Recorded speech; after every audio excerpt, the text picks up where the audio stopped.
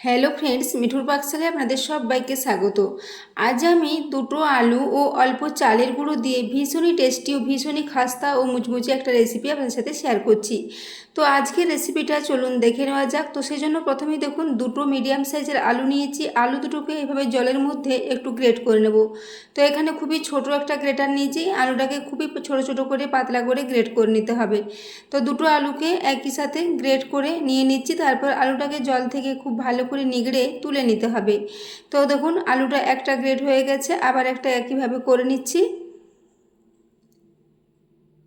তো এখন দেখুন দুটো আলুই খুব ভালো মতো গ্রেট করে নিয়েছি। এরপর আলুটাকে জল থেকে খুব ভালো করে একটু জলটা নিগড়ে বার করে নেব। তারপর একটা অন্য পাত্রে আলুটা তুলে নিচ্ছি।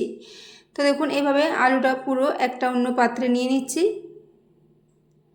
এভাবে পুরো আলুটাকে ভালো করে জলটা নিগড়ে বার করে নিতে হবে। তারপর আলুটাকে তুলে নিতে হবে। তো বন্ধুরা, আজকের রেসিপিটা মাত্র 5 মিনিটে রেডি হয়ে যাবে। রেসিপিটা যদি ভালো লেগে থাকে তাহলে আপনারা অবশ্যই একটু বন্ধুদের সাথে শেয়ার করে দেবেন, এবং রেসিপি ভালো লাগলে একটা লাইক করতে ভুলবেন না। তো দেখতে পাচ্ছেন পুরো আলুটা এখানে নিয়ে নিয়েছি। এর সাথে আমি নিয়ে নেব দুটো পেঁয়াজ। তো দুটো ছোট সাইজের পেঁয়াজকে এইভাবে কেটে রেখেছিলাম।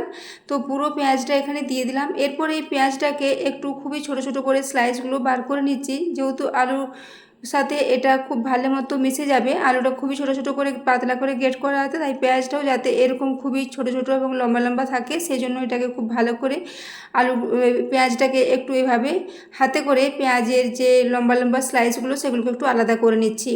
তো দেখুন এইভাবে হাতে করে এটা খুব সহজেই রেডি হয়ে যাবে। তো এইভাবে এটাকে রেডি করে নিলাম। তারপর আমি এর সাথে কিছু উপকরণ মিশিয়ে নেব। তো বন্ধুরা, আজকের রেসিপিটা আপনারা এই বর্ষাকালে বিকেলে চায়ের সাথে রেডি করে নিতে পারেন। ভীষণই ভালো হবে চায়ের সাথে এই রেসিপিটা খেতে। তো দেখুন এরপর পেঁয়াজটাকে একটু ঠিকঠাক করে রেডি করে নেওয়ার পর এখানে কিছু মশলা দিলাম। মশলার মধ্যে সবার প্রথমে লবণ দিয়েছি স্বাদ মতো, ওই সাথে 1/4 টিস্পুন পরিমাণে দিলাম হলুদের গুঁড়ো, ওই সাথে দিয়েছি চিলি ফ্লেক্স 1/2 টিস্পুন পরিমাণে, ওই সাথে দিয়ে দিলাম 1 চা চামচ ভর্তি করে কালো জিরে, এবং ওই সাথে 1/2 টিস্পুন পরিমাণে ধনে গুঁড়ো। এরপর এখানে দিয়ে দিচ্ছি 2 বড় চামচ পরিমাণে বেসন।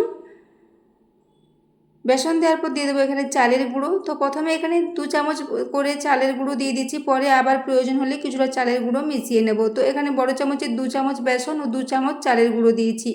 ওই সাথে আমি দিয়ে দিলাম 1/4 টিস্পুন পরিমাণে একটু গরম মশলার গুঁড়ো, এবং 1 চা চামচ পরিমাণে এখানে দিয়ে দিলাম একটু কসুরি মেথি।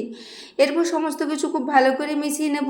এই পেঁয়াজ ও আলুর সাথে লবণ দেওয়ার কারণে এর থেকে অনেকটা জল বেরিয়ে যাবে, সেই জল দিয়ে এটা খুব ভালো মতো মিক্স হয়ে যাবে। এটা মাখতে মাখতে অনেকটাই নরম হয়ে যাবে। এভাবে ক্রমাগত হাতে করে মাখতে মাখতে খুব ভালো মতো এটা মাখা হয়ে যাবে, এবং এর থেকে অনেকটা আবারও জল বেরিয়ে আসবে। এই জন্য প্রয়োজন হলে আবার একটু চালের গুঁড়ো মিশিয়ে একটা বেশ নরম ডো টাইপের এটাকে রেডি করে নিতে হবে।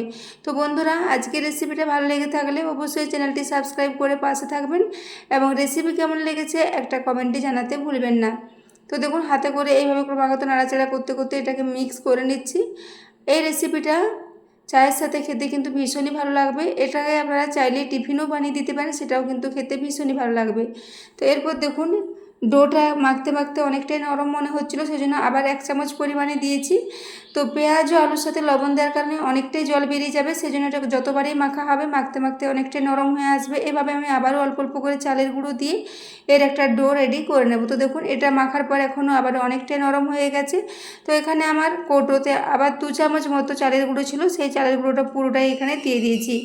আমি এখানে আতপ চালের গুঁড়ো ব্যবহার করেছি, আপনারা চাইলে যে কোনো ধরনের চালের গুঁড়ো ব্যবহার করতে পারেন। এমনকি চালের গুঁড়ো যদি বাড়িতে না থাকে, চালের গুঁড়োর পরিবর্তে এটাকে আপনারা সুজি দিয়েও রেডি করতে পারেন, সেটাও কিন্তু ভীষণই খাস্তা ও মুচমুচে মতো রেডি হবে।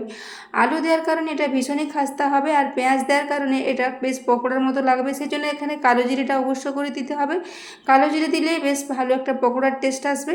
তো দেখুন এরপরে একটা বেশ নরম ডো রেডি করে নিয়েছি। এরপর আমি হাতে করে এইভাবে কিছুটা করে মিশ্রণ নেব, আর প্রথমে একটু লম্বা লম্বা করে এইভাবে চ্যাপটা করে একটা চৌকো শেপে এটাকে এইভাবে রেডি করে নেব। তারপর একটু তেলের মধ্যে দিয়ে এগুলোকে ভেজে নেব, তাহলে এগুলো ভীষণ খাস্তা ও মুচমুচে মতো রেডি হয়ে যাবে। তো দেখুন এদিকে ফ্রাই প্যানটা বসিয়ে রেখেছিলাম, তাতে 1/2 কাপ পরিমাণে তেল গরম হওয়ার জন্য রেখে দিয়েছিলাম। তেলটা এখন ভালো মতো গরম হয়ে গেছে।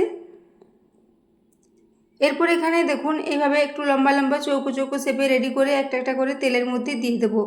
এগুলো বেশ কাটলেটের মতো দেখতে হবে এরকম লম্বা লম্বা করে দিলে, এবং চায়ের সাথে এটা খেতে কিন্তু দুর্দান্ত লাগবে। তো বন্ধুরা, আজকের রেসিপিটা ভালো লেগেছে কিনা একটা কমেন্টে জানাতে ভুলবেন না। তো দেখুন এরপর আমি একে একে এইভাবে হাতে করে রেডি করছি আর তেলের মধ্যে দিয়ে দিচ্ছি। মিশ্রণটা দেখুন এখনও অনেকটাই নরম আছে। এইভাবে একটা নরম মিশ্রণ রেডি করে এটাকে এইভাবে দিয়ে দিতে হবে। তবে আপনারা চাইলে ছোট ছোট বড়ার আকারও এটাকে তেলে দিয়ে ভেজে নিতে পারেন।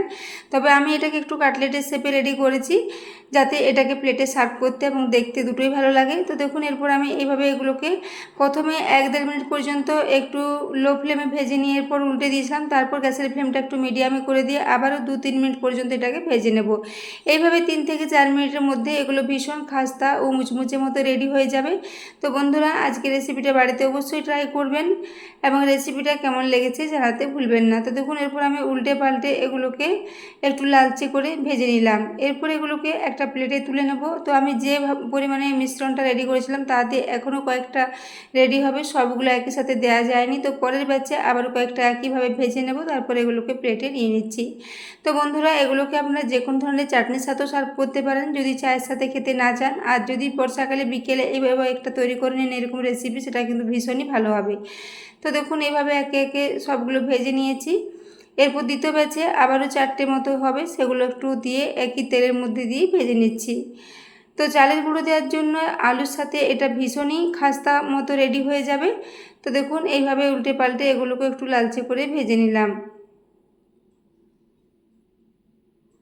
এইভাবে চটজলদি রেসিপিটা রেডি হয়ে যায়, একদমই সময় বেশি লাগবে না। এটাকে মেখে খুব বেশিক্ষণ রেস্টে রাখারও প্রয়োজন নেই, চটজলদি সঙ্গে সঙ্গে তৈরি করে আপনারা সঙ্গে সঙ্গে এটাকে সার্ভ করতে পারেন। তো এর আওয়াজটা একবার দেখেই বুঝতে পারছেন কতটা খাস্তা মতো রেডি হয়েছে, ভীষণ খাস্তা ও ভীষণই মুচমুচে একটা রেসিপি। তো দেখুন এরপর একটা আওয়াজটা আপনাদের দেখিয়ে দিচ্ছি কতটা খাস্তা মতো রেডি হয়েছে।